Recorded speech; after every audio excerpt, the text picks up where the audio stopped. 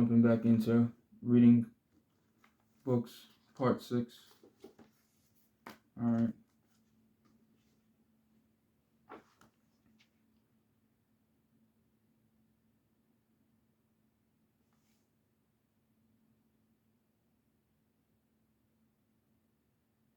The next morning, a Saturday, I heard that Cassius Clay and his entourage arrived. Alright, we read that.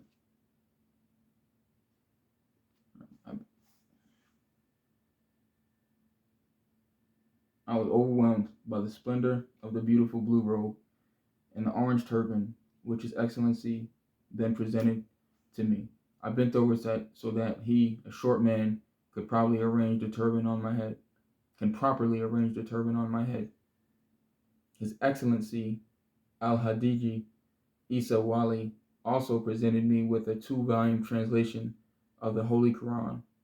After this unforgettable luncheon, Miss Shirley Graham Du Bois drove me to her home so that I could see and photograph the home where her famed late husband, Dr. W.E.B. Du Bois, had spent his last days.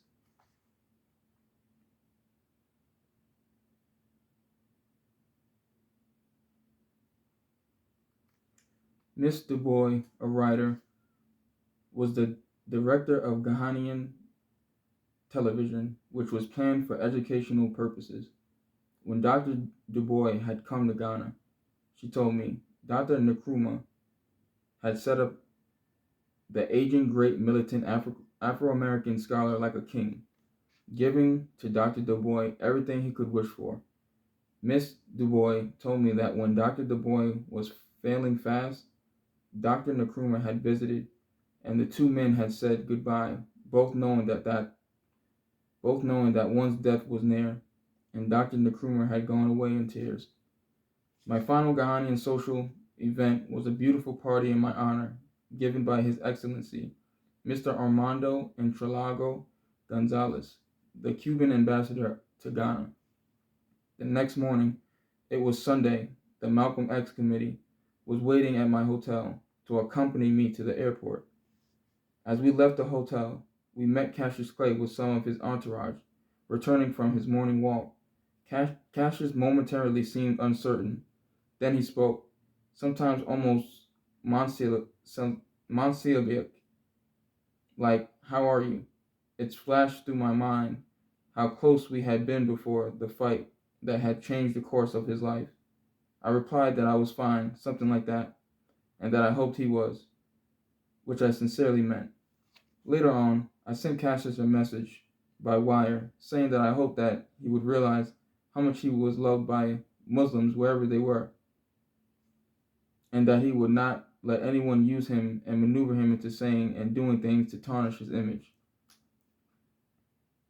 The Malcolm X committee and I were exchanging goodbyes at the Accra airport when a small motorcade of 5 ambassadors arrived to see me off. I no longer had any words. In the plane bound for Monrovia, Liberia, to spend a day,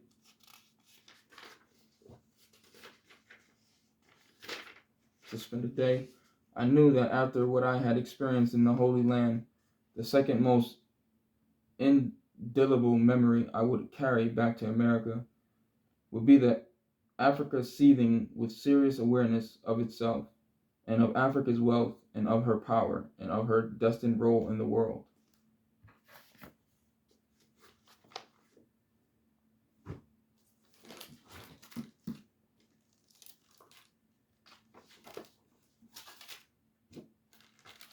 Back into the Frederick Douglass story.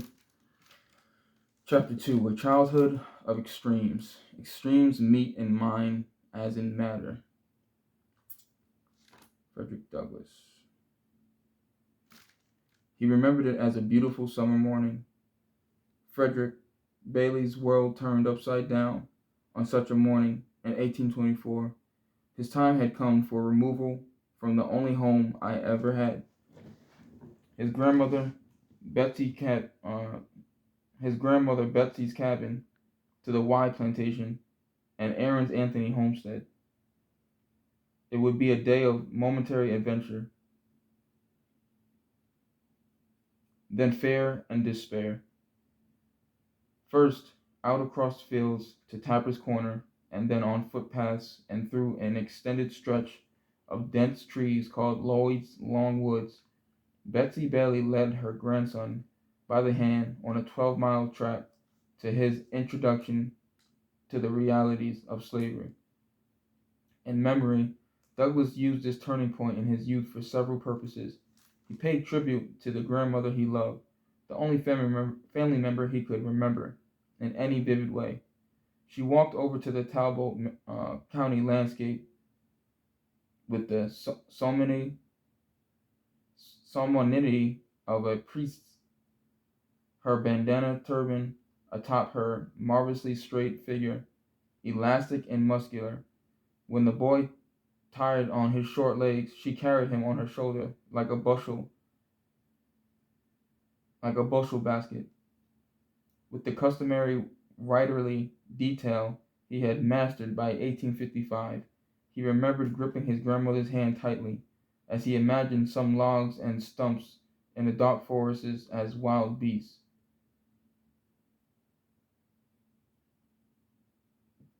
Most strikingly, Douglass portrayed this childhood memory as an initiation into the separation and abandonment at the heart of slavery. For anyone who has ever watched a lone, shy child of 6 or 7 join a band of other children on a playground, Douglass's poignant recollections of this episode rang true, as his grandmother prepared to leave him forever. She urged him to go play with a group consisting, he soon realized, of 6 of his cousins and his brother and 2 sisters, Perry, Sarah, and Eliza. Frederick had never met them. Brothers and sisters, we were in blood, he wrote, but slavery had made us strangers. While Frederick stood alone against a wall in confusion, one of the children ran up and shouted, Fed, Grandmammy gone. As he ran to look for her, he realized he had been dropped off in a new future alone. Heartbroken, he remembered falling on the ground as he wept, a boy's bitter tears. In this world of children's logic and compensation, his siblings tried to give him peaches and pears, but Frederick flung them away in despair. As he widened his lens and found survival his only option, Douglass turned the childhood recollections of 18 months on the Y plantation into a stunning description of a slave society in microcosm. It was a place of jarring contrast and brutal contradictions. The Lloyd's massive operation was at once a place 300 years behind the age in all that relates to humanity and morals, but also a thriving business and an agricultural enterprise. It was a place with all the sounds and wonders of nature, a scene of almost Eden-like beauty, but also, Douglass said, a dark domain where civilization is shut out and the people with the power committed all manner of crimes with as much impunity as upon the deck of a pirate ship. In this world of fear and loneliness, but also of endless fascination for a child's boundless curiosity, Douglass burrowed into his interior imagination and found his own ways to be a boy. Historians have made a distinction between societies with slaves and slave societies. In the first, as Ira Berlin has argued, slaves were marginal to the central productive processes, and the master-slave relationship was not the exemplar of life itself, but in a slave society, the master's authority over his bondmen defend all social relations, and all economic production depend intimately on the slave's brawn, brains, and compliance. In a slave society, from dawn until dusk, everyone woke, labored, worried about money or hunger, ate, played, competed, loved, hated, married, worshipped God, sang, dreamed, and died in a world shaped at every turn by slavery. A system in America Douglass once defined circumventionally as the granting of that power by which one man exercises and enforces the right of property in the body and soul of another. The Great Y Plantation was all about property. Douglass's memories of the place were one of the deepest roots of his evolving identity and eventually of his abolitionism. His rich descriptions of the great house farm depict a world of both absurdity and joy, of heroic human striving and of inhumane exploitation and violence. It had a marvel of a windmill to fan a child's imagination, as well as too many frustrated and depraved adults of both races wielding whips with impunity. The plantation seemed a place of performance with no way out, but it also provided striking, constant views of a wide river with sloops and other sailing boats gliding by on the way to a bay called the Chesapeake and to a city called Baltimore. It had beautiful birds perched in the top of poplar trees and a scary, haunted graveyard that seemed ancient to the child's eyes. Although surrounded by people, animals, and bustling activity, Frederick was lonely and made no close friends among the younger slaves. He did, however, become close companions with 12-year-old Daniel Lloyd, son of the patriarch of the plantation. Daniel apparently took a liking to Frederick's intelligence and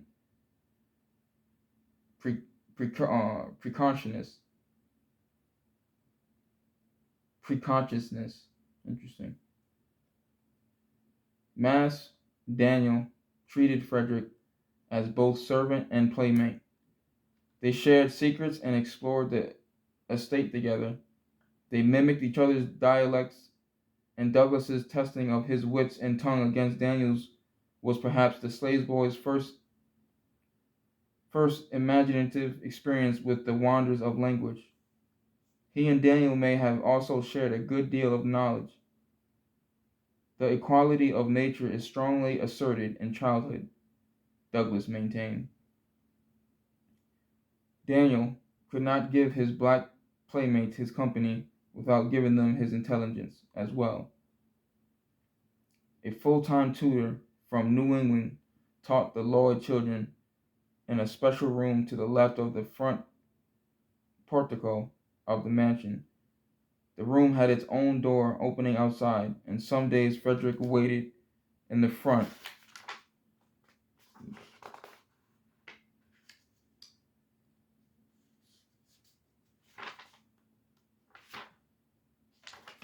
driveway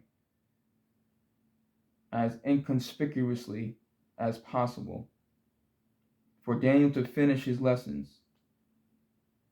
This may be where the future Frederick Douglass first sensed the power of what went on in the schoolrooms he could never enter. Pause there.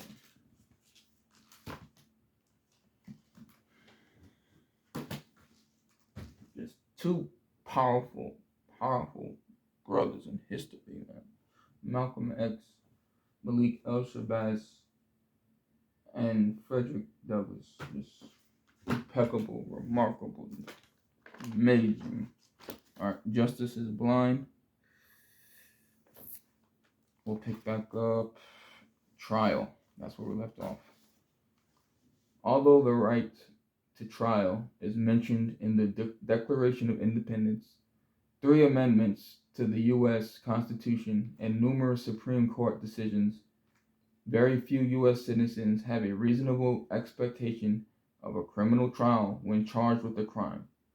As noted, more than 90% of defendants plead guilty to the charges and thus do not need a trial. When a trial does occur, it becomes a contest between the government, prosecution, and the accused defense to win and secure their own interests. Ideally, our agencies of criminal justice are adversarial in nature because they are supposed to feature two adversaries fighting it out for the truth. But the ideal is very different from the reality. Television dramas often depict the courtroom as a battlefield, with prosecutors and defense attorneys spitting fire at each other over the loud and insistent pros- protestations of a frustrated judge. Consequently, many people are somewhat disappointed when they witness a real courtroom at work. Even when trials do occur, they commonly produce cooperation rather than battle. The typical trial process is discussed in Chapter 7. Ideally, the truth of a suspect's guilt will emerge at trial, where guilt must be established beyond a reasonable doubt by the prosecution. In plea bargaining, by contrast, guilt or innocence is not determined. Instead, guilt is assumed and sentencing is the only issue to be resolved. Trials are most likely to occur in cases where suspects are charged with serious offenses, particularly violent offenses such as murder. Criminal trials are very expensive. For minor offenses, plea bargains are less time consuming and therefore a much more cost effective use of government resources to carry out justice. Criminal trials are rare precisely because, in most cases, all parties involved assume the guilt of the suspect simply because some evidence suggests the suspect is guilty. Many ask, if they weren't guilty, why would we be arresting them in the first place? The answer is that the standard of evidence needed to make an arrest, probable cause, is much lower than that needed to sustain a criminal conviction beyond a reasonable doubt. Yet, even the typical defense attorney in the United States, a public defender assigned to a poor client, has little financial incentive and limited resources to determine whether due process was followed or whether his or her client is actually innocent of the charges. Although the ideal of American justice is Although the ideal of American justice is the trial, in reality, trials are the exception to the rule of plea bargaining, according to Lang Bing. We are accustomed to viewing the Bill of Rights as a success story. With it, the American Constitution makers opened a new epoch in the centuries-old struggle to place effective limits on the abuse of state power. Not Not all of the Bill of Rights is a success story. However, we will do well to take note of that chapter of the Bill of Rights that has been a spectacular failure. The farmer's effort to embed jury trial as the exclusive mode of proceeding in cases of serious crime. Think of the Sixth Amendment to the U.S. Constitution, which states, "In all criminal prosecutions, the accused shall enjoy the right to a speedy and public trial by an impartial jury of the state and district wherein the crime shall have been committed." Lang Bing writes.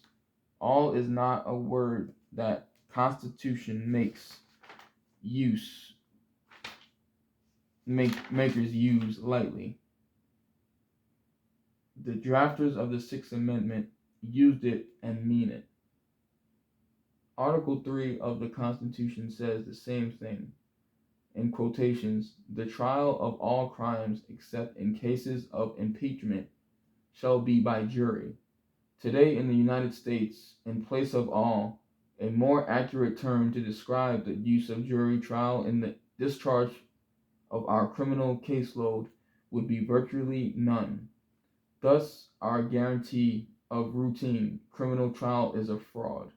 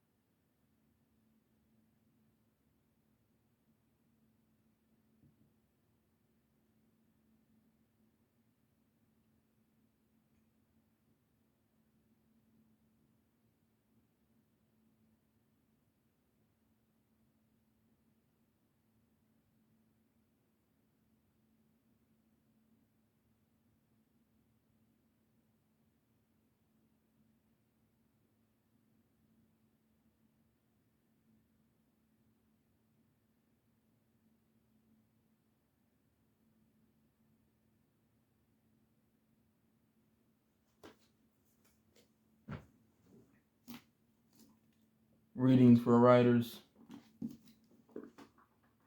I actually really like this book. I do. Rhetoric. What is rhetoric? Rhetoric is the art of writing and speaking persuasively. It is made up of all those strategies and techniques a writer will use to make a case or drive home a point. All of us are occasionally speakers and writers who try to make a point or sway an audience and can therefore benefit from mastering the art of forceful expression. Many theories exist about the teaching of writing, and many schools of thought contend for the beginner's discipleship. We have our own theory. You learn to write well by first writing less well. If you write long and often enough, eventually you will write better. Then, after an apprenticeship whose length will vary with your particular gifts, you will begin to write well. That is the way one learns to write, by the painful process of effort and error. One learns what works and what does not. One accumulates a certain habit of phrasing and expression, but mainly one observes the underlying technique that is most likely to yield the best writing, namely constant version. The indispensable lessons that rhetoric and its study can teach are many and varied, but the most important of all is the lesson of keeping an eye on the audience. Writers do not write for themselves. Even the solitary diarist conceptualizes a part of the writing self as listener, reader, audience, and it's to this attentive part that the words and phrases of a diary are aimed. Some students assume everything about an instructor except this single obvious fact that he or she is a paid audience for the student's work. It is to the instructor that you must direct your essay, taking into account personal quirks of taste and inclinations that any audience can be expected to have. If you can produce writing that will please the instructor, it is highly likely that you can do the same later for the boss or for the salespeople whom you might one day try to spur on using the written word. Collected in this chapter are essays, speeches, a short story, and a love letter that exemplify the collected wisdom as well as contemporary practice of rhetoric.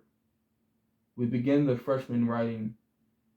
It's the best course in the university to teach, which defends what is definitely a minority opinion among most English faculty.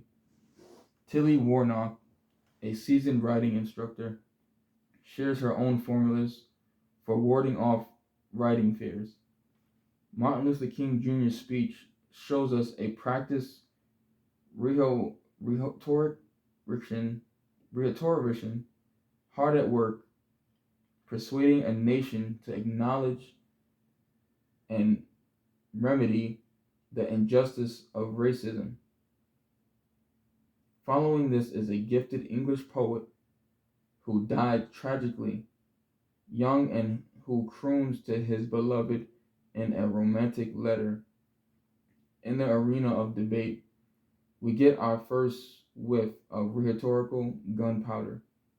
The issue is the so-called political correctness movement on college campuses that allegedly aims to stifle free speech with political orthodoxy.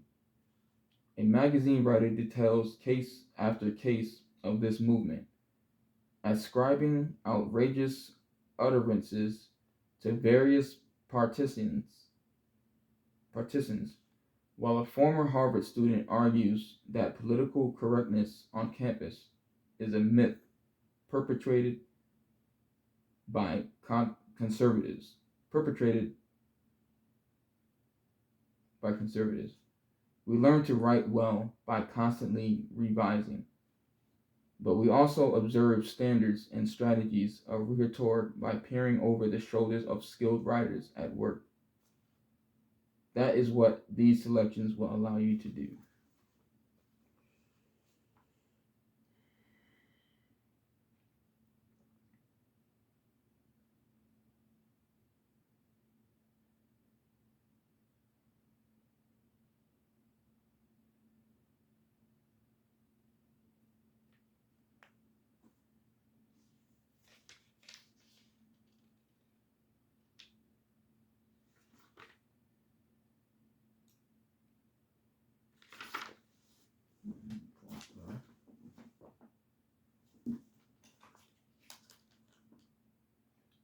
We begin with freshman composition from the point of view of an instructor whose opinion about it is decidedly in the minority among English faculty.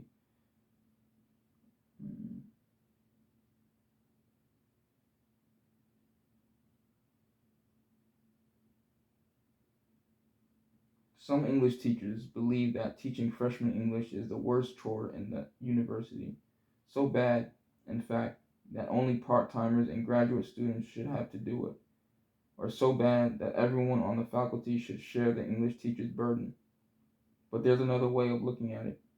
An English teacher, myself, I've always considered teaching writing to be among the very best jobs in the university. Best, that is. If you value teaching small classes where your primary business is helping students to learn, think imaginatively, reason critically, and express themselves clearly, and where it matters who you are, who your students are, where they come from, and what they believe. Many 18-year-olds arrive at college unprepared for the academic community, where they will be expected to reason dispassionately and autonomously about a wide range of ideas. Instead, they expect 13th grade, where they will be told once again what to do.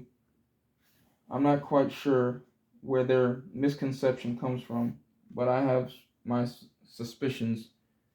This fast fall, for instance, as my freshmen talked with me about writing, they told me a lot about how they viewed learning as well.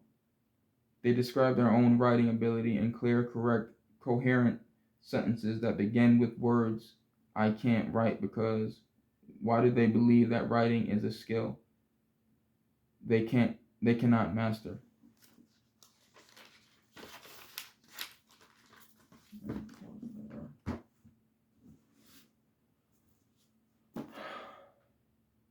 A game called Salisbury. Take one out of there real quick. Chapter 2. An airy calm Saturday morning, July 14th. When deep at night I awake with fear, peace steals into my heart. At length, when calm amid the shout and shock, I hear nick knock, nick knock.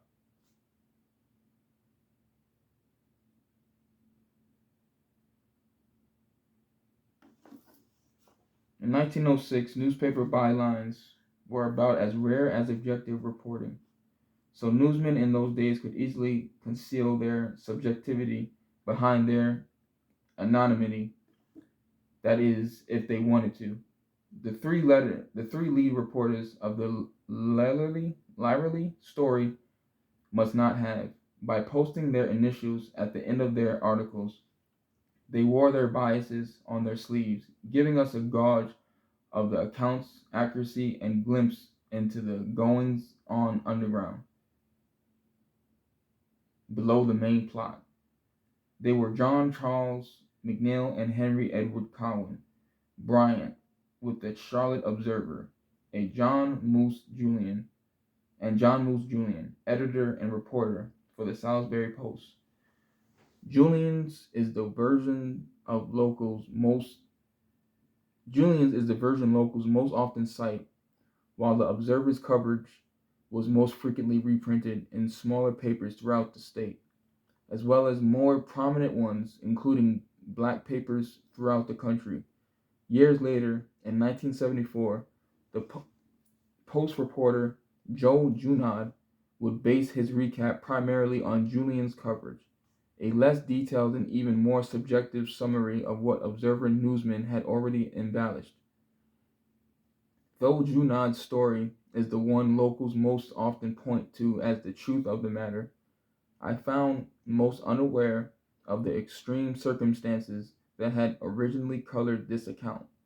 They hadn't heard about the media blitz of 1898 that had set out to ruin the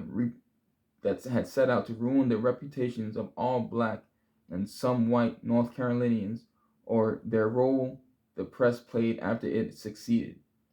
They knew nothing about the original reporters of the Lyerly story or their agendas, who told the story. However, had a lot to do with what was fact and what was fiction. Other factors may have also been at play, like who was related to whom, and whether or not either of them was a somebody. The ties between politics and the press, politics and family, and the knots that united them all. There were more than a few among Salisbury's leaders and newsmen, and some between those in Salisbury and Charlotte. Salisbury's most tangled line was probably the Julian family. John Moose Julian, who had presided over Rowan County's Democratic Convention in 1902, was the son of Salisbury Sheriff David R. Julian and brother of Deputy David W. Julian. The Julian brothers were city boys. Though their father had grown up on his father's farm, the future sheriff left the country life as a young man.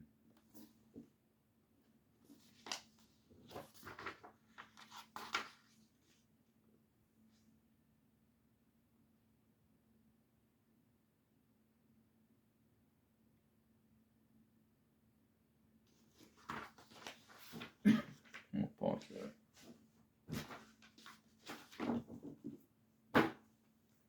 Thank y'all for tuning in and reading along. I pray everyone is safe. Continue to stay healthy. Continue to pray. Give God all the glory. And continue to stay thankful for everything and everyone. Peace.